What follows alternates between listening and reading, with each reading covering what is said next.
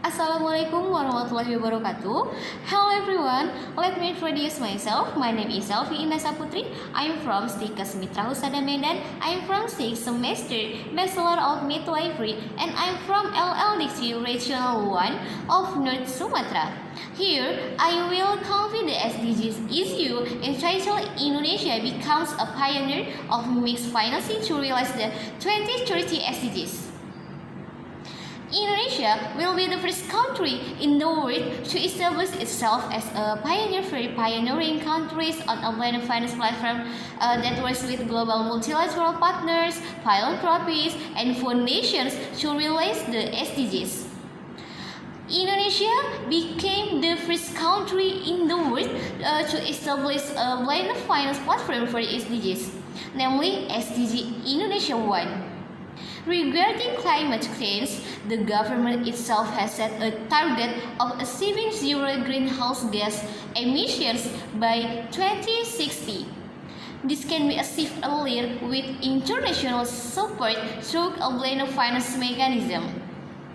So, Coordinating Minister for the Economy Erlangga Hartarto said that Indonesia was a pioneer for countries with mixed financing scheme platforms that work with global multilateral partners, philanthropies, foundations to realize their Sustainable Development Goals or SDGs. The importance of empowering the private sector to take action and inspiring future leaders to embed sustainability in their work, he said at the UN Global Compact Leaders Summit.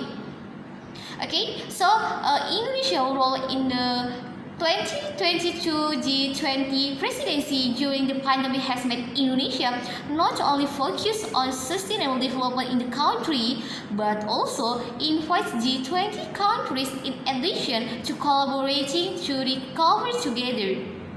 And for information, the UN Global Compact has produced a commitment to synergize the development of the Belt and Road Initiative and the 2030 Sustainable Development Goals or SDGs. Okay, BRI and SDGs 2030 have encouraged all the levels of society to collaborate to equal global efforts in overcoming environmental, climate, and poverty reduction challenges. In the last 2 years, the BRI UN Global Compact for the SDGs has carried out important agenda in several fields, namely health infrastructure, the environment, as well as green finance and the economy, in line with the spirit of the Indonesian G20 presidency, which carries the theme Recover Together, Recover Stronger. And Mr. President Joko Widodo has invited partners to join Indonesia in launching the Global Blended Finance Alliance at the G20 in Bali to enhance capacity development, policy research, and action labs to achieve the SDGs. And he also invited countries, inventors, philanthropy organizations, and sector partners to collaborate together in private sector capital to solve climate, health challenges, and achieve the SDGs. Indonesia is not only responsible for sustainable development and economic recovery due to the pandemic for now, but also for the next generation. Meanwhile, he emphasized that the current challenge requires us to make history, to make change to the system through the collaboration of various parties. Okay, and now the government has made a roadmap phase 2 of mixed finance or blended finance 2021 until 2025.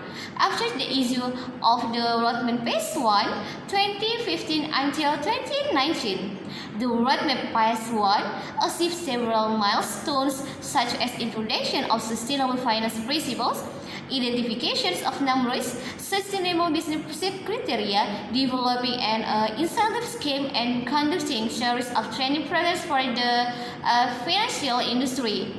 Okay, the phase 1 roadmap has resulted in several initiatives that became the foundation to shift the business players' mindset And the first, OGK introduced 8 principles of sustainable finance. These 8 principles serve as the basis for financial industry players in developing their activities. And the second, OGK requires players in the financial service industry to devise a strategy that contains the implementation of environmental, social, and governance principles in their business plan and to submit a public report containing the implementation of the ESG principles. And the third, OGK has classified a number of sustainable business activities categories. And for this category will serve as a reference for classification of the green sector for the financial industry in the hope that it will expand the portfolio to support sustainable finance development. Okay, so priorities in developing the phase 2 roadmap. And the first, development of a green taxonomy, and the second, implementation of ESG aspects. And the third, real program development. The fourth, the innovation of sustainable financial products and services. And the last, a national campaign for sustainable finance. Okay, the implementation of priorities in the development of the phase 2 roadmap is expected to accelerate the transition of the financial service sector to a sustainable business. Thus, Indonesia grows to be a developed country with low care. And the hope of this issue is let's recover together, recover stronger. Until here what I can say, more or less I apologize if there are words that are said wrong, and for the watching I say thank you very much and Assalamualaikum warahmatullahi wabarakatuh.